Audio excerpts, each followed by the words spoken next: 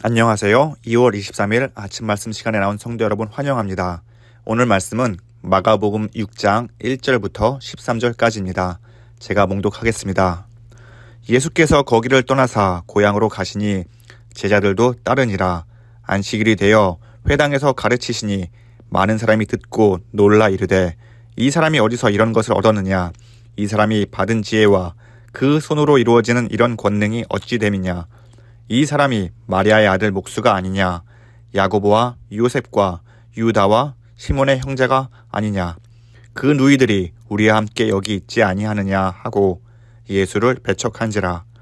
예수께서 그들에게 이르시되 선지자가 자기 고향과 자기 친척과 자기 집 외에는 존경을 받지 못함이 없느니라 하시며 거기서는 아무 권능도 행하실 수 없어 다만 소수의 병자에게 안수하여 고치실 뿐이었고 그들이 믿지 않음을 이상히 여기셨더라. 이에 모든 촌에 두루 다니시며 가르치시더라. 12 제자를 부르사 둘씩 보내시며 더러운 귀신을 제어하는 권능을 주시고 명하시되 여행을 위하여 지팡이 외에는 양식이나 배낭이나 전대의 돈이나 아무것도 가지지 말며 신만 신고 2벌 옷도 입지 말라 하시고 또 이르시되 어디서든지 누구의 집에 들어가거든 그곳을 떠나기까지 거기 유하라. 어느 곳에 서든지 너희를 영접하지 아니하고 너희 말을 듣지도 아니하거든 거기서 나갈 때에 발 아래 먼지를 떨어버려 그들에게 증거를 삼으라 하시니 제자들이 나가서 회개하라 전파하고 많은 귀신을 쫓아내며 많은 병자에게 기름을 발라 고치더라. 아멘. 과일의 황제라 불리는 두리안은 아이러니컬하게도 많은 사람들이 혐오하는 과일입니다. 생긴 것은 고슴도치처럼 딱딱한 껍질에 질감은 흐물흐물한 치즈케이크처럼 텁텁하기도 합니다. 게다가 과일 향은 너무 고약해서 두리안을 먹기 포기하는 사람들이 많이 있습니다. 하지만 이러한 어려움을 이겨내고 두리안의 맛을 본 사람들은 특유의 달콤함과 쌉쌀함으로 두리안의 매력에 빠져듭니다. 그리고 그 맛을 잊지 못해 두리안을 일부러 찾아 먹기도 하고 이만큼 맛 좋은 과일이 없다 하며 과일의 황제라 부르기도 합니다. 두리안을 좋아하는 사람들에게는 두리안의 겉모습과 지독한 향내는 더 이상 걸림돌이 되지 않고 과일의 본질인 맛을 보면서 기쁨과 행복을 얻게 됩니다. 두리안의 겉모습 때문에 과일의 본질을 느끼지 못하는 사람처럼 2000년 전 이스라엘 나사렛에서 사람들은 예수님의 외적인 모습만을 보고 복음의 참된 기쁨과 권능을 얻지 못했습니다. 예수님은 회당장 야이로의 딸을 살리신 후에 고향으로 돌아가셨습니다. 안식일이 되어 회당에서 말씀을 전하시고 권능을 보이셨지만 오히려 사람들에게 배척당하셨습니다. 예수님의 말씀을 들은 많은 사람들은 놀라 이렇게 말합니다. 이 사람이 어디서 이런 것을 얻었느냐? 이 사람이 받은 지혜와 그 손으로 이루어지는 이런 권능이 어찌 됨이냐? 그도 그럴 것이 어릴 때부터 봐왔던 예수가 회당에서 깜짝 놀랄 말씀을 하고 그의 손에서 권능이 일어났기에 그들이 보기에 그들의 상식으로는 전혀 이해가 안 됐습니다. 그들이 보기에는 예수님은 여전히 마리아의 아들이자 목수였습니다. 예수의 형제인 야고보와 요셉과 유다와 시몬 그리고 그의 누이를 잘 알 만큼 예수님의 가족도 잘 알고 있었습니다. 회당에서 말씀을 선포하시고 권능을 보이신 예수님은 그 전에 알던 예수님이 아니었기에 그들의 경험과 생각과 상식으로는 도저히 예수님의 말씀을 또 권능을 받아들이지 못했던 것입니다. 그들이 주목한 것은 예수님께서 선포하신 말씀과 권능이 아니라 예수님의 외적인 모습, 즉 가족관계나 직업으로 예수님을 판단하고 평가했습니다. 이런 마음으로 예수님을 받기에 예수님의 복음과 권능은 그저 신기하고 놀랄 일이지 그들의 마음과 믿음에 아무런 영향을 주지 못했습니다. 이들의 마음은 마치 길가와 같았으며 길가처럼 단단한 땅에 복음의 씨앗이 떨어졌으니 씨가 뿌리를 내리지 못했습니다. 그들의 마음에 복음이 들어가지 못하자 그들은 무서운 행동을 취하려 합니다. 3절 마지막의 말씀처럼 예수를 배척했습니다. 배척하다의 의미는 단순히 따돌리거나 거부하여 밀어내치는 차원이 아니라 음모를 꾸미고 범죄에 빠뜨리는 의미를 가지고 있습니다.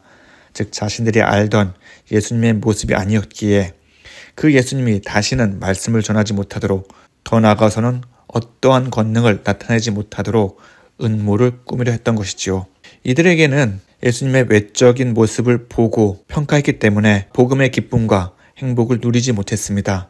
그리고 예수님의 말씀을 들어도 그 말씀이 믿음으로 자라나거나 아니면 믿음조차 생기지 않았던 것이지요. 자, 우리는 이러한 많은 무리들 같이 오만과 편견이 우리 안에 있는지 조심스럽게 살펴봐야 합니다. 하나님의 말씀을 읽고 묵상할 때에 주관적인 마음과 어느 한쪽에 치우친 마음이 있는지 우리 마음을 돌이켜봅시다.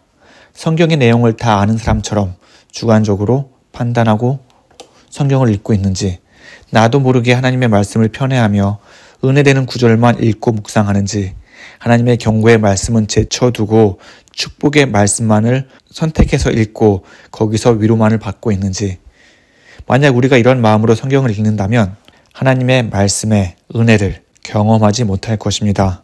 주님의 말씀을 읽고 묵상할 때에 나의 모든 경험과 지식과 편견을 다 내려놓고 순수한 마음으로 하나님 말씀을 읽고 그 말씀이 우리에게 무엇을 말씀하시는지 귀 기울여야 합니다. 말씀을 읽을 때에 예전에 받은 은혜 또한 내려놓고 읽고 있는 말씀을 통해서 우리에게 주실 그 은혜가 무엇인지, 또 깨달음이 무엇인지 기대하면서 우리는 하나님의 말씀을 다가가야 할 것입니다. 이런 모습으로 하나님의 말씀을 읽고 듣고자 한다면 주의 말씀의 맛이 내게 어찌 그리 단지요, 내 입에 꿀보다 더 단이다 라고 고백한 시편 기자의 말씀처럼 주의 말씀은 이 세상 어떤 음식보다, 과일보다 우리에게 더 달게 될 줄 믿습니다. 그리고 세상의 어떤 과일보다 더 단 복음을 먹음으로 인해서 우리는 그 말씀 안에서 기쁨을 얻고 행복을 누리면서 예수님의 권능과 능력이 우리 안에서 펼쳐지리라 믿습니다. 5절을 보면 예수님은 아무 권능도 행하실 수 없어 다만 소수의 병자에게 안수하여 고치셨다고 말씀하십니다. 바꾸어 말하면 회당의 부정적인 분위기가 만연하는 가운데서도 소수의 사람들은 예수님의 말씀을 듣고 믿었다고 볼 수 있습니다. 이들은 수많은 사람들의 시선에 아랑곳하지 않고 자신의 믿음을 예수님께 드러냈습니다. 어쩌면 예수님은 이들을 위해서 고향에 왔을 수도 있습니다. 99마리의 양을 두고 잃어버린 한 마리의 양을 찾아 나서는 목자처럼 예수님은 자신을 필요로 하는 사람들을 만나시고 그들에게 복음을 전하시고 그들의 아픔을 치료하셨습니다. 예수님은 이렇게 권능을 보였음에도 불구하고 수많은 사람들은 예수님을 믿지 않았습니다. 예수님은 믿음 없는 많은 사람들을 보시며 놀라셨고 그들을 뒤로 한 채 고향을 나오시게 되었고 모든 마을을 다니시며 하나님의 말씀을 전파하셨습니다. 예수님은 12 제자들에게 귀신을 제어하는 권능을 주시고 둘씩 보내시면서 이렇게 말씀하셨습니다. 여행을 위하여 지팡이 외에는 양식이나 배낭이나 전대의 돈이나 아무것도 가지지 말며 신만 신고 2벌 옷도 입지 말라. 어찌 보면 제자들에게 가혹한 일일 수도 있습니다. 우리가 여행할 때 가장 먼저 챙기는 것 무엇입니까? 먹을 양식이나 돈이나 여분의 옷, 이런 것들을 가장 먼저 필수로 챙기지 않습니까? 하지만 예수님은 이러한 것들을 가지고 가지 말라고 말씀하십니다. 게다가 예수님은 또 이렇게 말씀하십니다. 또한 어디서든지 누구의 집에 들어가거든 떠나기까지 거기서 유하고 영접하지 않고 너의 말을 듣지도 않는 곳에서는 발 아래 먼지를 떨어버려 그들에게 증거를 삼으라. 이 여행은 항상 환영받지 못하고 힘들고 어려울 것이라고 예수님은 말씀하십니다. 세상의 관점에서 바라보면 이 여행은 이미 실패할 확률이 크며, 아니 여행 자체가 성립될 수 없는 조건들입니다. 여행 시작부터 지팡이 위에 아무것도 없이 출발하고 또 여행 중에는 환영받지도 못할 수도 있는데 누가 좋아라 이 여행을 하겠습니까? 하지만 예수님의 제자들은 예수님의 말씀을 굳게 믿고 의지하면서 여행을 떠났습니다. 지하들은 믿음으로 하루하루 살아가면서 나아갈 때에 그들에게 채워주시는 놀라운 하나님의 은혜와 사랑을 몸소 체험했을 것입니다. 그리고 그 은혜와 사랑을 힘입어서 가는 지역마다 회개하라고 담대히 외쳤을 것이고 수많은 귀신들을 물리치면서 병자들을 낫게 하는 기적을 나타냈습니다. 예수님의 권능과 능력은 세상의 지혜와 계획이 아닌 오직 예수님을 믿는 믿음에서 시작됩니다. 우리가 믿음으로 하루하루 살아간다면 예수님의 능력이 우리의 언행에서 나타나리라 믿습니다. 오늘날 많은 사람들은 불안한 미래로 인해서 걱정과 근심과 염려를 안고 살아갑니다. 이러한 마음들은 정답이 없고 해결할 수 없는 미래의 일을 계속 생각하다 보니 작은 일이 눈덩이처럼 커지고 걱정 근심으로 변하는 것 아니겠습니까? 우리가 예수님의 제자들처럼 말씀을 믿고 살아간다면 그리고 그 말씀에 의지하면서 모든 일을 하나하나 처리해 나간다면 분명 우리 안에 있는 걱정과 근심과 염려가 기쁨과 즐거움과 행복으로 변하리라 믿습니다. 그리고 이러한 믿음을 가지고 하나님의 말씀을 읽고 묵상하며 살아간다면 그 말씀이 우리에게 꿀송이보다 더 단 말씀으로 변하게 될 것이고 그렇게 달고 단 말씀이 우리 삶의 활력소가 되리라 믿습니다. 그러니 성도 여러분, 오늘 하루 살아가실 때에 하나님의 말씀으로 인해서 큰 힘과 큰 기쁨을 얻고 주님이 주시는 그 믿음으로 오늘도 승리하는 삶을 살아가기를 간절히 기원합니다. 다 함께 기도하겠습니다. 사랑과 은혜가 충만하신 하나님 아버지, 오늘도 주와 함께 새로운 하루를 시작하게 해주심을 감사합니다. 하나님, 오늘도 우리가 오직 예수, 오직 믿음을 가지고 살아가게 하여 주시옵소서. 세상의 지혜와 지식이 필요하지만 가장 중요한 것은 주의 말씀임을 깨닫고 말씀에 순종하면서 오직 하나님께 영광이 되는 삶을 살게 하여 주시옵소서.